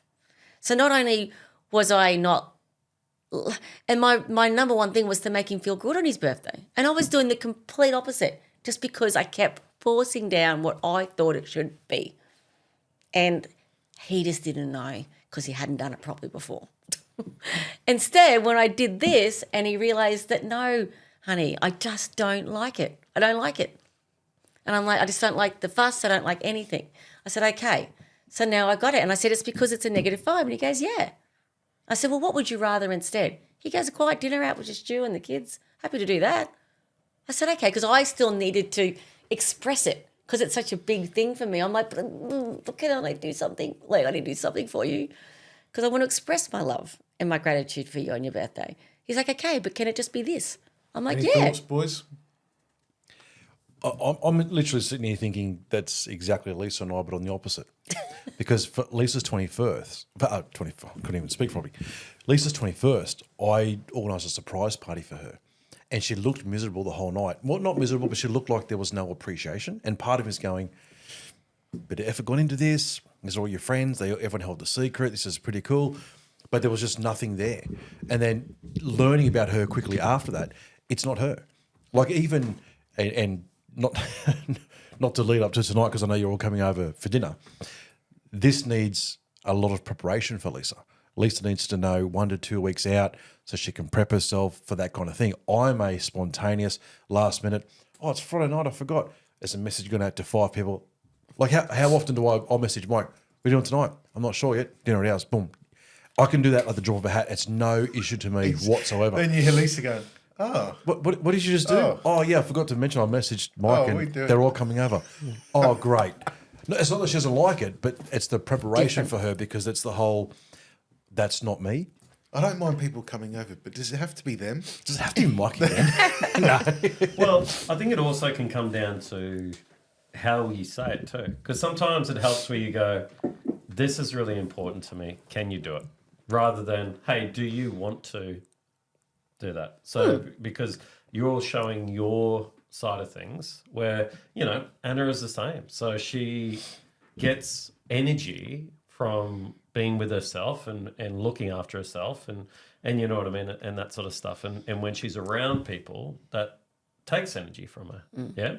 But then I say, well, this is really important to me. And I say, look, we've been invited here, but I don't really mind if you come or not. You know what I mean? Which, without sounding sort of harsh, but that's the relationship we have, where I understand that it takes a lot out of her. Yeah. So you go, okay, look, this one, totally miss it. It's fine. If you want, you can definitely come if you want, but if not. But sometimes you go, look, this is important to me and I want you by my side during this time. And then, so I think sometimes it's how we actually say those things. Well, it's a bit like what I said earlier. What's in it? Like, what does it provide for you? It makes me feel like we're together. It makes me feel like that. And you're right. And when you know that it's a big negative for someone and they still do it because they love you, then that's extra point. Like that's extra points, right? Because you know they don't want to do it, but it's a gift rather than expectation. Because then you can go, oh, like you said, this actually takes Lisa a lot of effort. Okay, I really do extra appreciate it because I know it's not her natural disposition. Yeah, that's right. And again, that comes down to appreciation. That means your appreciation needs to be of that level because everything needs to be of a certain level. If it's that much effort, the appreciation needs to match it. Otherwise, we start getting in that death spiral. One of us is going to be on the death spiral end. So whatever, and that's why it's so, I feel, almost critical now to know this. It's actually something you can do with your staff too, ironically. So there's a whole business, there's a professional part to it too. Because again, not everybody likes to be rewarded the same way. Some people like public recognition. Some people would rather die than be publicly called out. So if you didn't know that and everybody had, what do you call it, star employee of the week, and that person would rather die than do that. Do they have different lines on it? Like you give the one to your employee and it's like physical touch? You can deal with Yeah, maybe not. Yeah, funny enough, it's not on that list. You know what, though? I think there's a key in all of that too that we could very easily overlook. And what I mean by that is, perfect example, when you're looking at the things that you love and that you enjoy, the things that you find that you can appreciate more in yourself, that you start speaking that language towards your partner, right? And so one of the things I think we overlook here is that if you're struggling to understand what it is that your partner does like, look at the language they're speaking to you with. Because normally you will speak the language towards the person, the things that you like. Correct. Perfect example with Brett with his birthday. Because you love birthdays, so you were speaking to him the very things that you love. Correct. So I think one of the keys in that is that if you're looking into your relationship going, I'm not picking up what my partner likes, but I really want to do, make this work. Start to look at the way they're speaking to you. Like, what is it that they're doing towards you? Because more often than not, they're speaking to you the things that they love.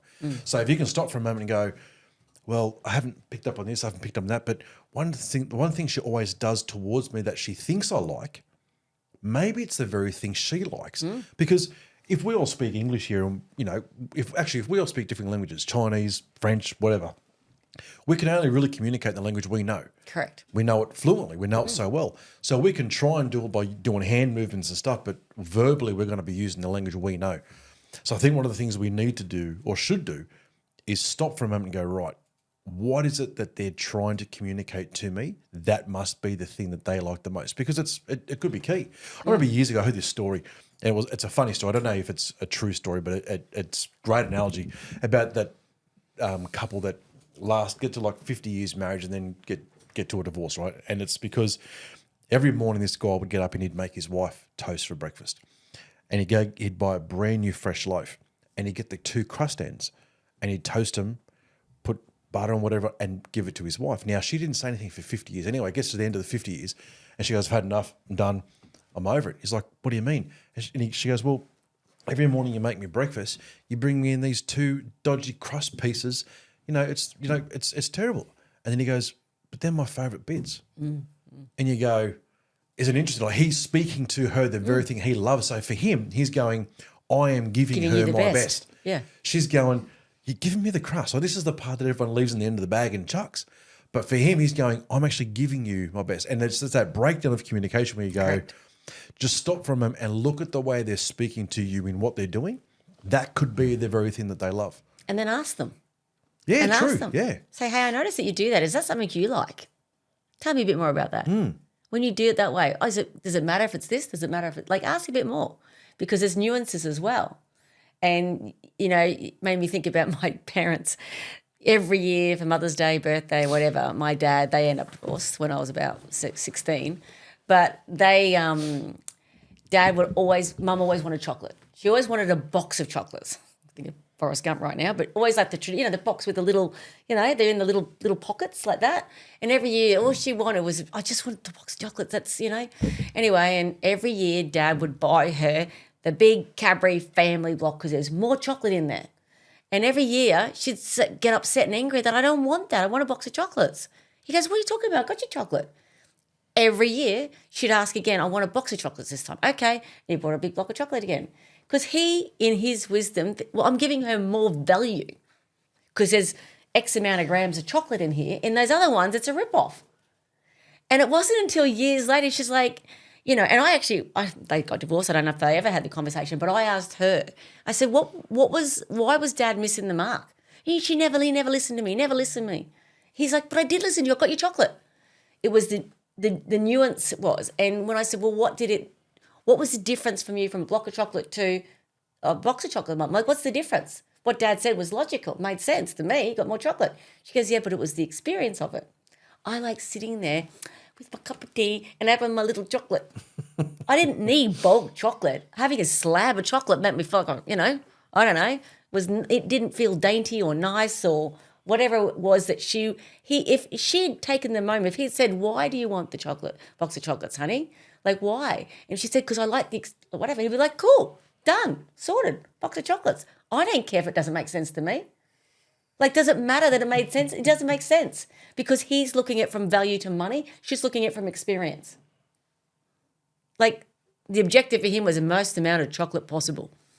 Her objective was, I just wanted to feel nice when I used it because I wouldn't go out and buy myself a box of chocolates. Like, that seemed frivolous to her. But if someone gifted it to me, I felt really special. I felt like I was, the queen of the castle, whatever it was that Mum was thinking. But you just see, like, it's like they had arguments over it. So silly. But so there you go, guys. Ask questions. Ask questions and listen. One of the things is, and you've alluded to it as well. And for us as well. That's not just for men. That's for women as well. Yeah. Is that, so you sort of went on this journey after you got divorced, similar to myself as well too. Yeah. Because I wanted to know why, because I think you need to know why to be able to apply sort of thing. Yeah. Yep. But what that means though is that there's so many people out there who go on the journey after divorce. Yeah. How do we get our partners to go on the journey while you're still together? Because sometimes, the old saying, you don't know what you've got until it's gone type thing. And that pain, the model with the love or pain sort of model will make you change. Then how do we make that happen? Because it is both of the people who need to want the relationship to work. What's your advice on trying to get that partner into, I guess, a growth mindset or into that development to be able to make the relationship better? Well, I can say certainly in my marriage, I think both of us did. Like, he did do a lot of work as well. So we both did try. We did a lot more work towards the end. It was probably a bit too late. There was probably too much distrust and I still go back to the polarity. I still didn't actually get that until afterwards. So, and I don't think he probably did either. But for me, he just wanted more and more intimacy, which I didn't know how to. Like, and I'm thinking, is it me? I'm just not did the hormones and having the kids and everything just zap every little bit of libido out of me? Like what? Like I knew that I was a red-blooded woman still. Like why can't I was angry at myself because I knew he was an attractive man. Like what's wrong?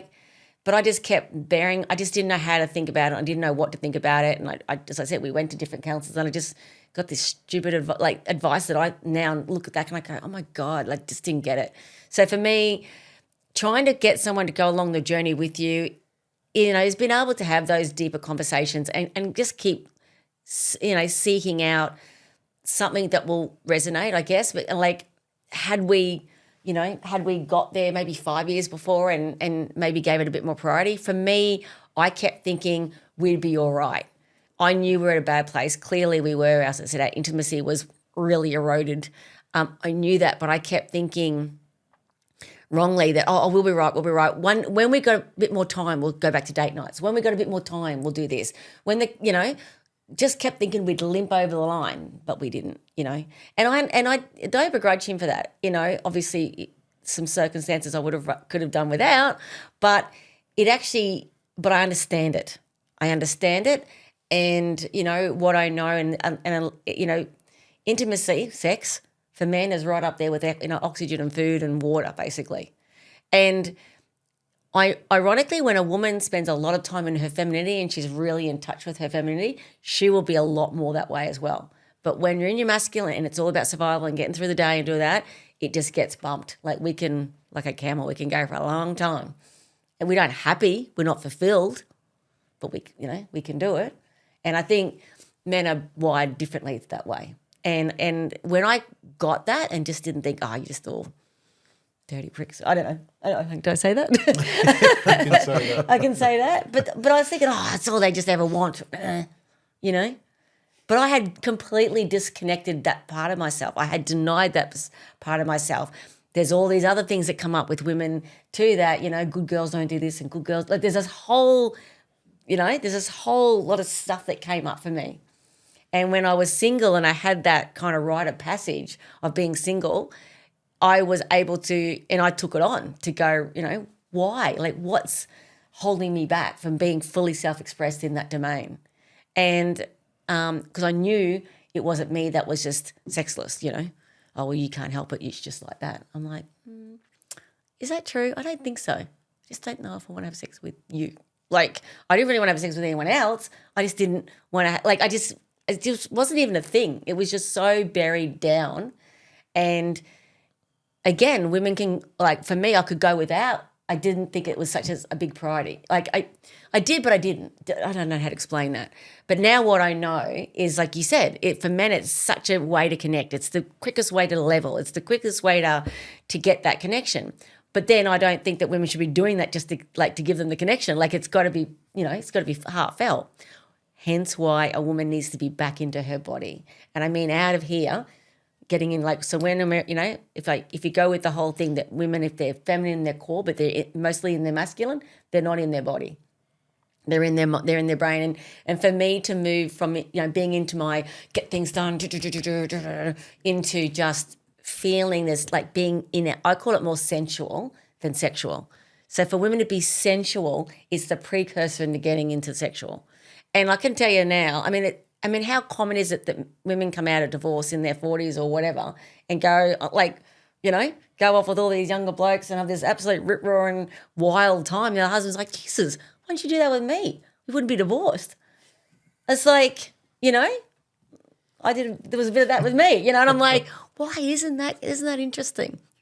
So I wasn't lacking it. It was just so buried under responsibility and having to feel like I had to do so much of it myself, and I had to be the one to be, I don't know, whatever stuff I had in my head, instead of, being in touch with that femininity. So it was really coming back into, and, I did a practice, there's this thing called S Factor, which we were introduced to at the Tony Robbins relationship event, where we were all the men and women each morning before we went into the event, the first 2 hours of the day, the men would get taken aside and they did all this Mortal Kombat stuff where they learnt literally how to kill someone with their bare hands, right? So Tony brought this absolute, this man that was he wasn't like a martial arts artist. He was more of a general combat sort of dude, and he was high level, and he took the men and really got into their masculine stuff and really created this, space for them to really get into that. And he said it's such a core thing of being a man that if someone breaks in the house,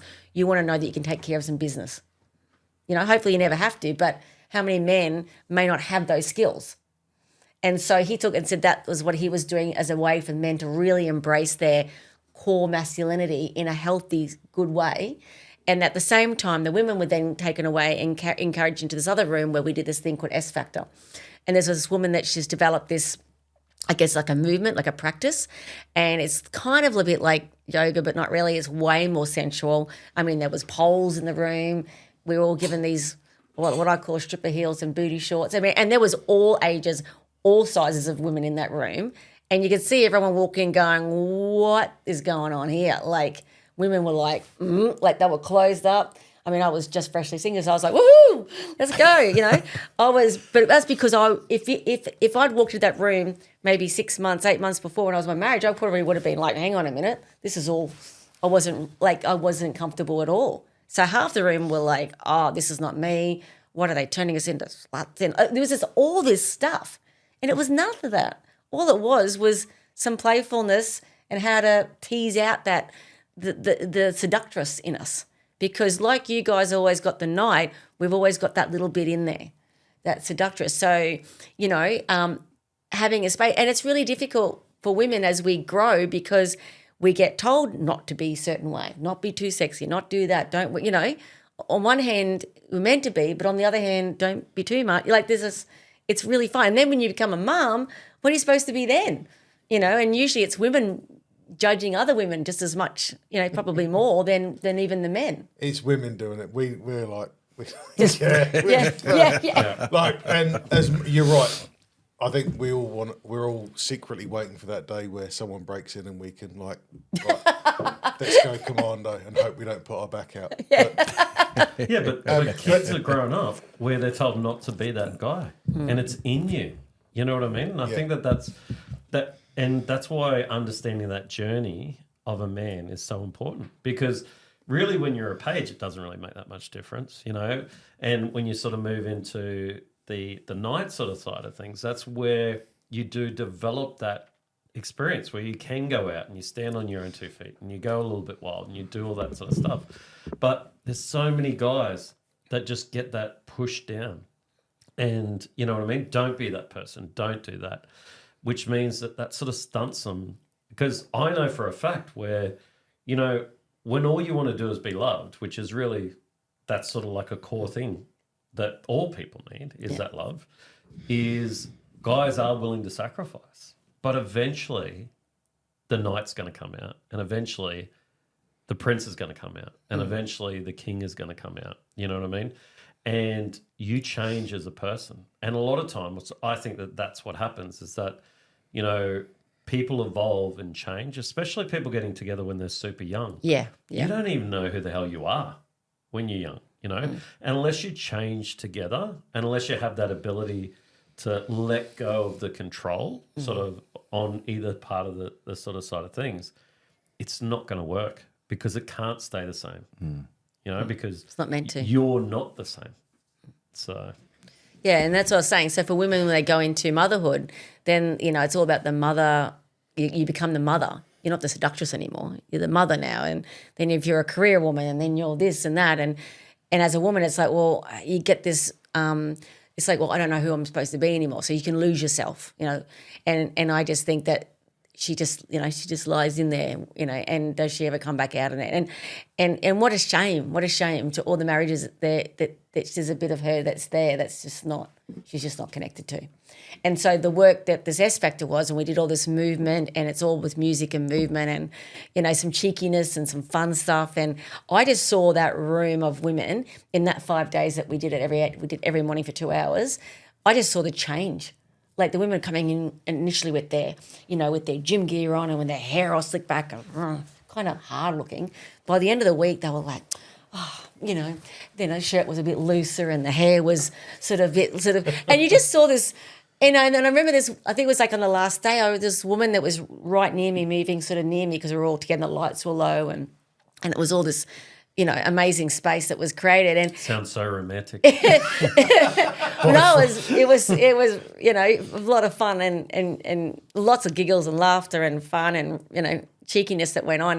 But I still remember seeing this woman, I'm like, oh, you know, there was only 200 all up in this whole event for a week. You kind of get to know most of the faces. So certainly in the women, there was about 100 of us. And this day, and I'm like, I didn't see that woman before. I've never noticed her before. And I recognised that I did know her, but she looked so different. And all she'd done is she'd transitioned into being more embodied as opposed to this, you know, what probably was like a career woman. I don't know what her story was, but she had completely. I didn't get to speak to her husband because I know she had a husband with her. I would like to have known what their week was like. It would have had to have been amazing because she was different. So I don't know what he was going on, but you respond off each other then. You know, when someone starts to shift, you normally respond. So she was so much more feminine, I guess. I reckon by Friday, the bloke teaching how to kill someone had no one to teach. Put the window. Well, it was interesting.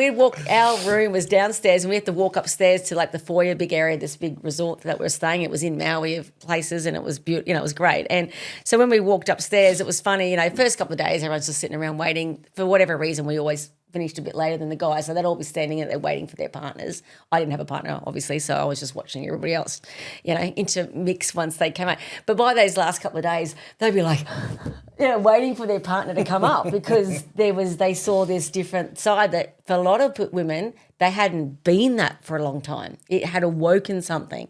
And I was like, wow, I've got to do that. And I've got to do that more often. So now I actually went on and became an instructor. So now I actually, as part of what I do is, and I haven't done it much this year, so that life's been a bit busy with other businesses, but it's something that I'm going to be doing again the end of this year is, I have classes where women can come along and we do that. We move and we do all the movements and I talk about all the importance of how to get back into your body because, like you said earlier, it's up to us to look after ourselves so that we can be the best version for the other person. Should we do an experiment?